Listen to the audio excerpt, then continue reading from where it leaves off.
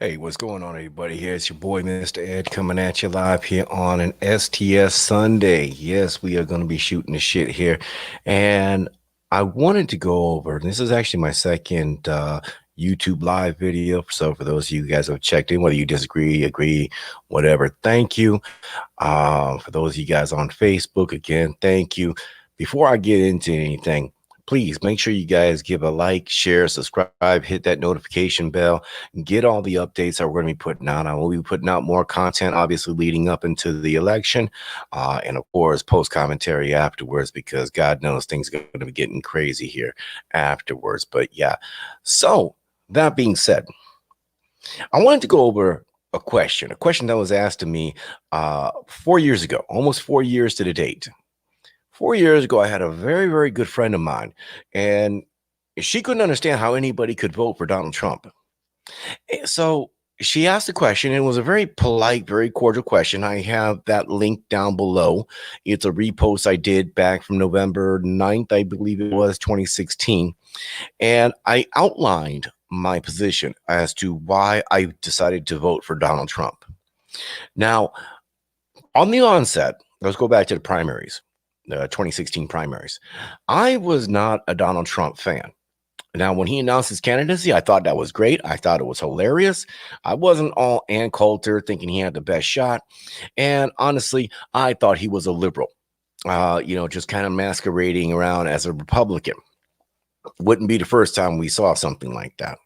However, based upon what he was saying, Donald Trump was literally the bull in the china shop that we needed within the Republican Party to kind of shake things up. And he was getting people worked up. He was getting people upset. And he was saying the things that you and me and everyone else were thinking. Okay. And for that reason alone, I thought he was a great choice. Now, obviously, on the Republican side, after all 17 candidates kind of did their whole battle royale, Fortnite style, when everything was said and done, and Donald Trump was the last man standing, obviously, there wasn't much of a choice. You either voted for Trump or you voted for Hillary. Well, if you have been initiated into the world of politics on any level, voting for Hillary Clinton was madness. There's no way you could do that, knowing her track record, what she's done, and her propensity to do even worse. So after seeing the vice presidential debate between Mike Pence and I can't even remember who Hillary Clinton's running mate was. I suppose it really doesn't matter because he ain't vice president. But after watching Mike Pence in his debate, for me, it was like, okay, I'm going to vote for Mike Pence because you know what? If they end up impeaching Trump, then so be it. That's okay. We got Mike Pence. Well, it turned out that Donald Trump happened to be a hell of a gamble and one that has paid off huge. Notice I didn't say huge. But with that being said, I'm going to preempt the 2016 or the 2020 question because I know the question is going to be asked by some of my liberal friends and associates as to why I would choose to vote and reelect Donald Trump. And to me, this is pretty simple. And I took some notes here, so I will be referring back and forth to them. But often when I looked and I juxtaposed the notes that I put down here today to what I had wrote back in 2016, and again, that article is in the description down below, I found a lot of similarities, but of course there was some differences. Now, one of the biggest and most important differences between 16 and 20 is that in 2016, with Donald Trump, we had a huge unknown variable, Donald Trump himself. We didn't know what his track record was. We know what he said, but oftentimes in politics, entertainment, and other medium like that, we know a lot of people will go ahead and just say things. They will say whatever they want to say to kind of get the popularity, get the vote, get the adulation, get people to be fans. So again, we're dubious in 2016. 2020, though, we're not. 2020, Donald Trump has a record. He has a record of success. He has a record of success despite all of the obstruction that happened from the Republican Congress with individuals like Paul Ryan, who was Speaker of the House at one point, John Boehner, who was Speaker of the House at one point, he has had success in light of the fact that there's been a Democrat Congress for the last 2 years that have been actively trying to impeach and destroy this man, his family, his reputation, and everything else that goes along with it, that have tried to impede every single dealing he's had. We're talking from North Korea. We're talking from the peace deals out in the Middle East. We're talking from anything. Okay. So, what are my reasons? Now, I got 10 of them. 5 I'll go in depth. The other 5 I'll just kind of gloss over. But I'm going to tell you there's no real importance in any of these here as far as one over the other. Okay. Well, I would say with the exception of number 1. And number 1's going to upset some people, I think, because a lot of people don't want to think in these terms. But I think it's important that you do think in these terms, because if you don't, you are missing the boat. And that's money. My money. My money is undoubtedly, next to my family, the single most important thing when it comes to voting for anybody. And let me tell you why. A lot of people will say, well, money is the root of all evil. And I would argue, no, it's not. Money is a tool. Money is a tool that's no different than this lighter. This lighter, which I can use to start a fire, light a cigarette. I can do any number of things with this lighter. It is a tool. And money is a tool just the same. But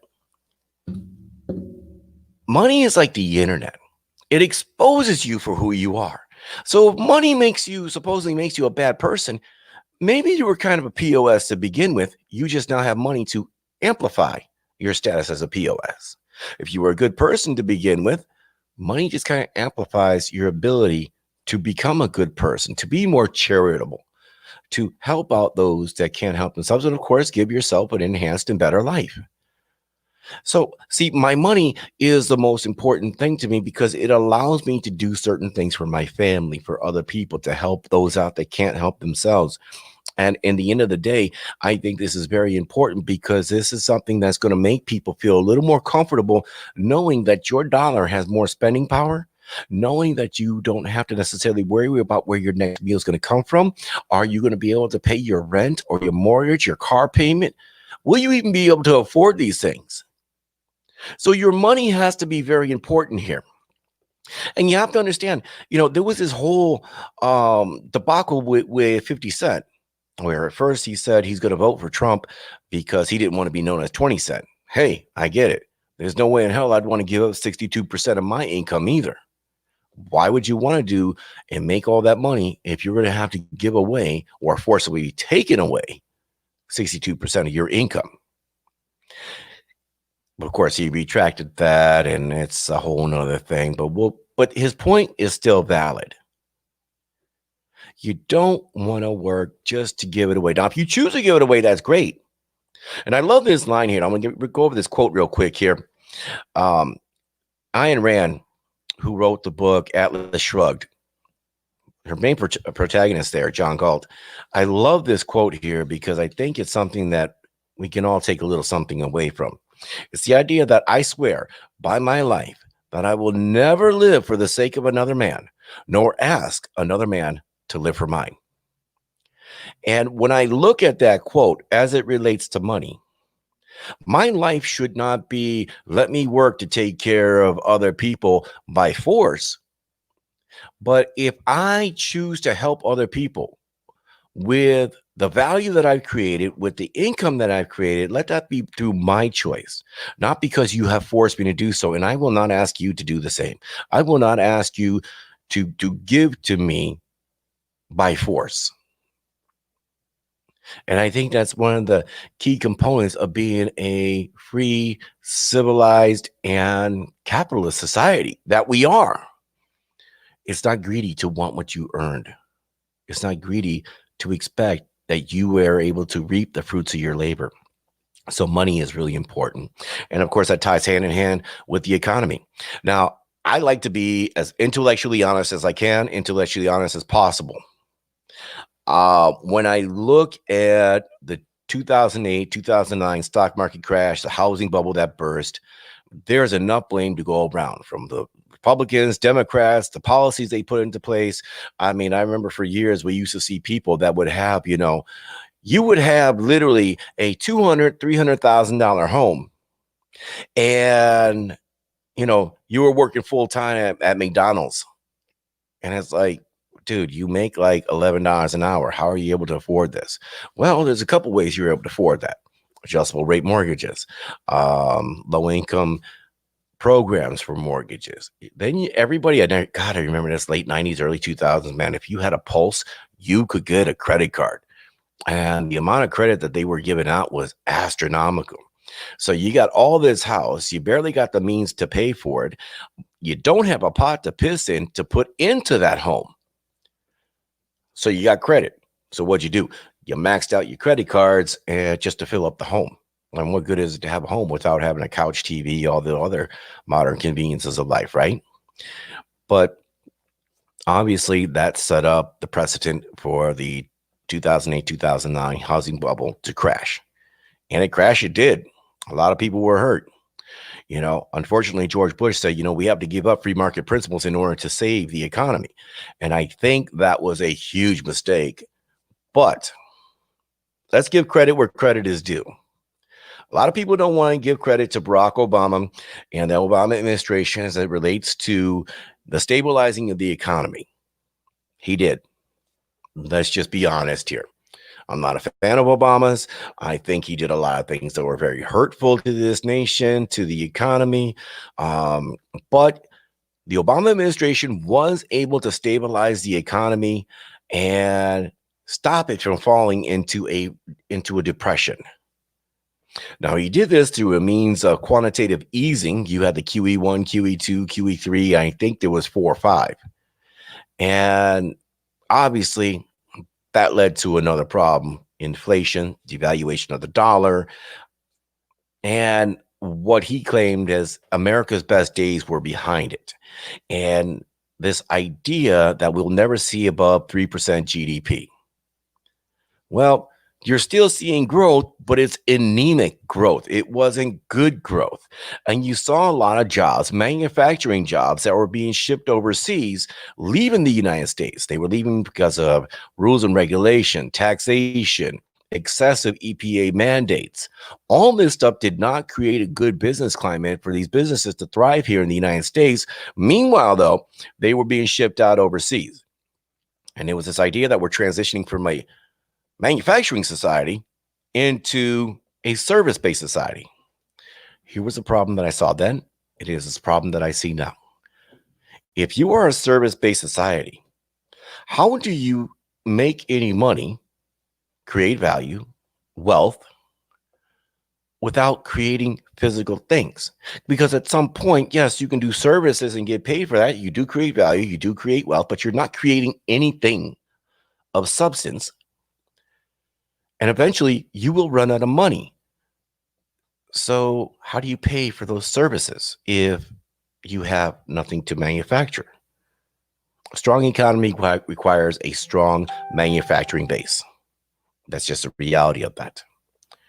Donald Trump, on the other hand, just his election alone, if you guys remember back in 2016, stock market shot up that November.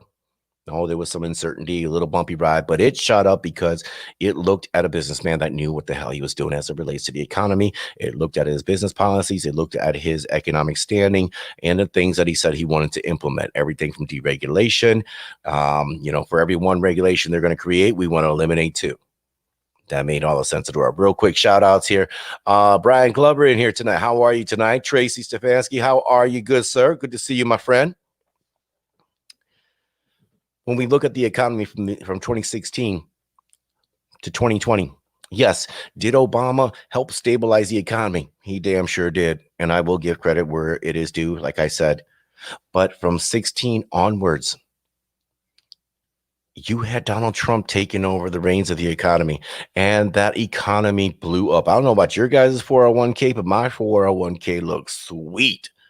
Like it is too sweet right there. And I'm loving it. And we're seeing a return of manufacturing jobs from overseas. Look at all these businesses that are coming over here. Everything from Foxconn, Apple. What were some of the other ones? Some of the steel manufacturing. We've got fracking going on. I mean, we are energy independent as a nation. Believe it or not, if you're in the Midwest, I don't know if you guys know this, but we don't get our gas here from the United States. It is actually cheaper to have gas imported from like Taiwan, I think it is. I think it's out in Southeast Asia and imported after it has been refined into the United States, into the Midwest. How absurd is that? If we're going to be energy independent, we can get our own energy, the means. We can refine it and we can utilize it and cut costs. But in order to do that, we have to have the manufacturing ability to do so. And then the other thing here, as it relates to the economy, you look at this whole thing, and again, we're going to talk manufacturing too. There is this idea, you can call it New World Order, you can call it whatever you want to call it, but there was indeed a transition to try to get the manufacturing base relocated all to China. Now, for China to have an extremely strong manufacturing base, that would definitely just blow up the economy in the most positive ways possible. That would increase their middle class, and God bless them if they can do that on their own. But if you're moving pieces from one country to another, that's literally robbing Peter to pay Paul. So the idea that we're stopping that from happening at the expense of the United States in order to keep our economy not only from falling into depression, but to grow and grow at rates of 4 and 5% GDP. Q3 of this year, keep in mind, Q1, Q2, we had COVID, the shutdown, the lockdowns, but Q3 showed an improvement of 33.1%. That's quarter three of 2020. The economy grew that much. But that'll happen when you artificially shut down an economy now, wouldn't it? So economy is definitely there. Race is a huge issue for me. Because here's the thing. Growing up in the 90s, I was a big fan of the whole idea that, I think the left of that time, they had it right. We value the content of the character, not the color of the skin. We look at what somebody brings to the table, what value you create. Okay. And I remember the 90s in particular, boy, they were white rappers, black rappers, white rock stars, black rock stars. It was all kinds of goodness. The most popular TV shows on there, Cosby Show, Martin, Living Color. I mean, it was just all kinds of craziness. Friends. A lot of things were good in the 90s. And I don't know what happened, but a lot of things started falling apart. And I would say after about 05, 06. And when you take a look at the Obama administration and the divisiveness that have happened since then, and I'll give you some key points. There's videos out there on YouTube. You can look around, you can find them. But I remember one young lady talking about, if I help or if I help Barack Obama, he'll help me. I won't have to worry about my rent or my gas or anything else. And so somehow voting for somebody of the same skin tone, the same pigment, the same melanin as you is going to somehow make your bills disappear. It was a very misguided thing. And I wish somebody had intervened to let individuals like that know that's not how this works. It's the idea that we want to vote for people that aren't looking at our skin color, but provide us opportunity regardless of our race. And then, of course, we saw all of the nonsense that has happened since the I guess we can call it the creation of BLM.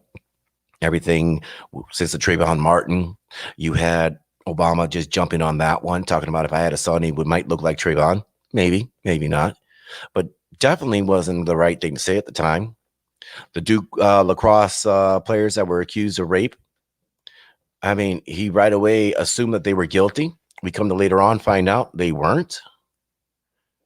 Every time there was some kind of police involved shooting, the president then, Obama, had to weigh in and had something negative to say about law enforcement. This certainly created more racial strife. And unfortunately, I think what happened there was that A lot of people started self-segregating unto themselves because they didn't want to be accused of being a racist, even though they weren't being racist. They weren't saying anything bigoted. They weren't going over the top, but they didn't want to fall into that category. So you started having more divisions like that. Now, were some people more hostile, more active toward the other party? I think so. I don't think we can deny that, but I think the vast majority of that came from individuals on the left, and we're still seeing it to this day, and it is completely gotten out of control. The other thing as it relates to race here, and this also ties to the economy, take a look at unemployment numbers. Unemployment for Black folks, unemployment for Hispanics, unemployment for Asians, hell, unemployment for Martians for that matter. I mean, everybody, these are some of the lowest numbers of unemployment that we have seen in generations. Brian, thank you for mentioning that. When the cops were killed, that shooting, the guy who was sniping people, sniping the cops off that, again, President Obama did blame the police on that. That is an excellent point.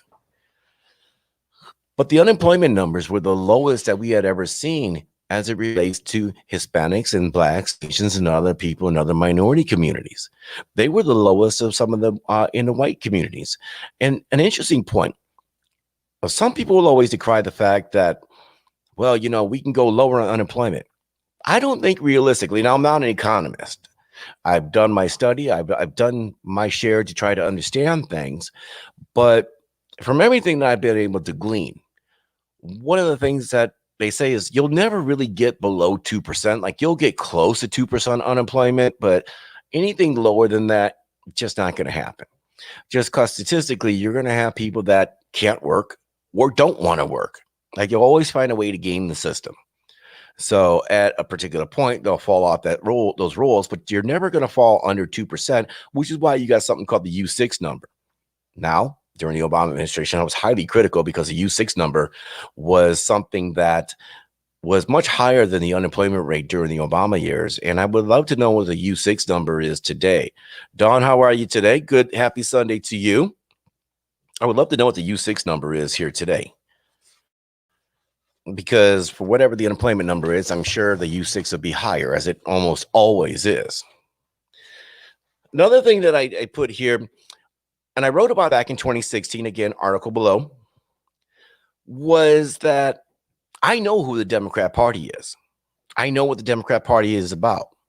This is the party of segregation. This is the party of the KKK. The KKK is the militant arm of the Democrat Party. Always has been. Just as today, Antifa is now the new arm, the militant arm of the Democrat Party. This is a party that runs on problems. But see, here's the problem. Problem on problems on problems, actually. They create the problems. They exacerbate the problems. They run on the problems. They promise they're going to fix the problems by throwing more money at the problems. But they never fix the problems. Take a look at any inner city school. And what you'll find is that not only are these schools run down, not only are these schools having the lowest performing academic testing, but what you'll find is that they probably have the highest per capita money thrown at a student than a lot of your rural areas that are producing better students. And why is that? It has nothing to do with race.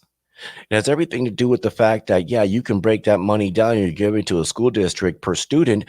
But if you take a look at the top heavy administrators, take a look at all your administrators, and you find that you have just this vast wealth of administrators here in your education system, and they're being paid like six figures. Well, maybe you need to start investigating there, because whatever money you're giving per capita to those students probably isn't going to those students. Willing to bet it's going to those top heavy administrators. Another thing, when it comes to the Democrat Party, not only do we know who they are, but we do understand the lies that has come from them. All you need to do is look at the Obama administration, just for starters. I mean, everything from Solyndra, what do you call it, when he did the whole Fast and Furious, his whole Obamacare. Remember, if you like your doctor, you can keep your doctor, right? Yeah, that didn't work out for me. There was an article in NBC News that just talked about how, President Trump's going to take away Obamacare and I won't be able to get health care. I know a lot of people that aren't on Obamacare. They got private health insurance still, but they can't afford to use their health insurance. And why do you think that is? Because the deductibles are through the roof. So, in effect, they might as well not even have health insurance. There's got to be a better way. And I personally have always thought we need to go back to the old way of doing things. But, again, we want to talk corruption from the Democrats. And I love how they've been trying to project everything for years. Everything that they've accused this president, Donald Trump, of doing, we clearly know they themselves have done. Russiagate. Congressional people claiming that Antifa doesn't exist. Remember, Antifa is just an idea, right? Hunter Biden's laptop. They're not even denying it. Did you notice that? They are not even denying it. Absolutely ridiculous. They're saying that as well. They started off with it's Russian disinformation, but then they kind of say, and Joe Biden's line was probably the best. This idea that it really doesn't matter what's on his laptop. Oh, so you're saying the laptop does exist? We need to focus on the election. Kind of cute how they did that. Then my fifth big reason that I think, that I know this is why I'm going to vote to re-elect President Trump. So you look at the fact that in 2016, he was talking about draining the swamp, and he is doing just that. But I think there was a couple missteps here. Number one, he didn't realize how vast and how deep this swamp was. You think it's just a DC cesspool. Try saying that fast 5 times. It's beyond that. I mean, we're talking state by state, legislative bodies. We're talking entertainment, musicians. I mean, it's just ridiculous how deep this has gone. And again, you follow the money. And like I talked about earlier, money is not the root of all evil. It is a tool. And if you look at how they have utilized and wielded that tool, I totally understand why people might think it's the root of evil. But again, it exposes you for who you are. Another thing, he cleared out a lot of politicians from the right and the left. You look at the first 2 years. Look what happened with Paul Ryan. Paul Ryan got into the speakership, stayed in long enough to get himself a nice little pension on that, and got the hell out of Dodge, and done everything since then in order to work against President Trump. And he's doing it behind the scenes as he sits on the board there of Fox News. But I think this is a bigger issue, too, that we, the people in each of our states, need to look at. And this is from both the left and the right. This idea that we have these career politicians. And we've got, my congressman in my area, he's been in office like 20-some plus years. Great guy. Good ideas. Definitely a fighter. But in my opinion, he's got to go. 20 years? I think that's definitely not something the framers had intended. Another thing that doesn't get a lot of reporting, and this is something that actually was really frustrated me, and I know a lot of other people. Take a look at how big of a dent, how big of a blow this president has worked against human trafficking, drug smuggling, stopping this stuff from happening before it comes into the border, and going after the bad guys. I mean, every week I am seeing story after story after story about 10, 20, 30, 40 some children that have been rescued from these human trafficking rings. And nobody's talking about that. Now, I don't know if there's some grand conspiracy out there, some elite pedophile ring or anything else like that. We can speculate on that all day long. But the fact of the matter is that when you take a look at these stories, these are things that are happening. And it's not just 1 or 2 stories either. There are dozens of these stories that have been happening around the nation. But yet the president doesn't get credit for that, And I think ultimately when it comes to draining the swamp, what's something that a lot of people on the right have talked about is this idea of ending the Fed. The Fed, as we know it right now, is the Federal Reserve. Of course, and believe it or not, this is the 3rd Federal Reserve Bank that this nation has ever had. What makes it interesting is that since we've been off the gold standard, you look on your money, it says full faith and credit of the United States. In other words, our dollar only has as much value as a faith and credit that we arbitrarily attribute to it. We hold up a $100 bill. We say it's a $100 bill. Therefore, it has the value of a $100 bill. But what happens when you don't have faith? What happens if you don't believe in that? Well, you devalue it massively. The idea of going back to something like a gold standard, I think, is really the idea. And if you look, I believe it was late last year, early this year, the Federal Reserve was actually incorporated into the Department of the Treasury. So what this means in effect, that your Fed chairman is actually whoever the sitting president of the United States is. And if we're going to go back to some type of sound money system, this is the way to do it. You look at how Obama was spending and spending and spending, and I believe he was trying to break the back of the Fed. But I think he was doing that in order to cause, well, a depression. There was no ancillary plan to back it up once the Fed system had broken. However, with President Trump, I believe he's doing the same thing. He's spending and spending and spending in an effort to break the Fed. However, I think there is a backup plan. I believe there is an economy waiting there. And I believe that it is done based on sound money backed by something like gold.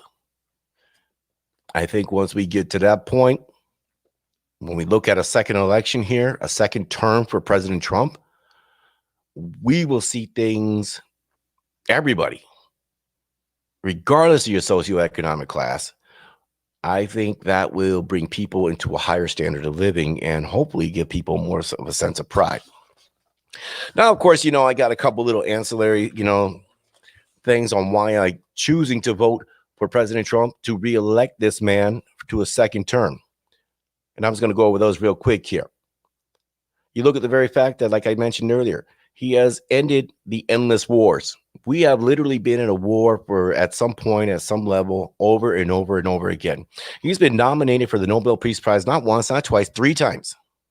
He has brokered 4 peace deals that have just broken the last couple months. He has established and normalized relations with Israel, with other countries that didn't even want to confirm that they existed, acknowledge their right to exist as a nation state.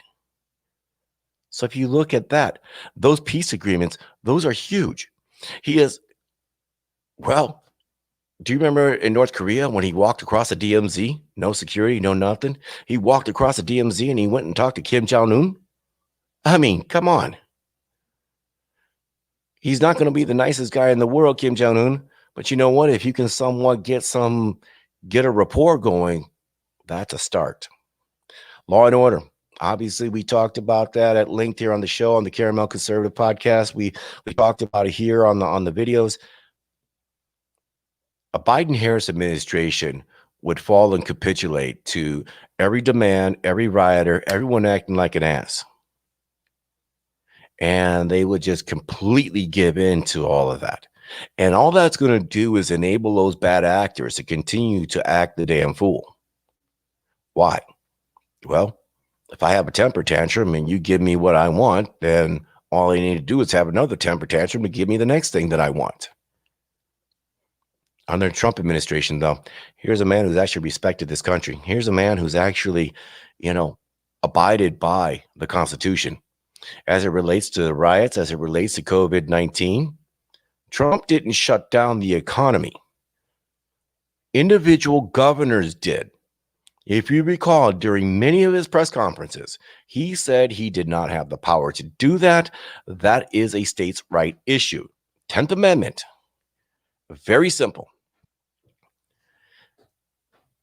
And again, his respect for the Constitution, his love of country, and ultimately, when you break down the importance of electing President Trump once again for a second term in office, all you need to do is look what happened over the last 2 months. The third appointment of a Supreme Court justice from President Trump. The Supreme Court is a huge thing. This is something that every president, You nominate your justices, and those justices, in a lot of ways, are your legacy. Now, should we have activist judges from the left or the right, people that are conservative, liberal? No. The idea of having a justice that is a originalist, a constructionalist, people that believe that the Constitution says what it says, you reference things like the Federalist Papers, case law, other things like that, and then make decisions accordingly. Not based on the feeling of the day, not based on your huggy feely emotions, not based on what the mob is saying out there, but the text of the Constitution. And I've said this to many people before. In a lot of ways, the Constitution is like the Bible. Times aren't supposed, well, the Constitution nor the Bible, they're not supposed to change for the times. I mean, granted, in the Constitution, there is a mechanism to change it, but you need to go through the amendment process. Pretty simple. Well, not simple, but it's spelled out very, very plainly, very simple.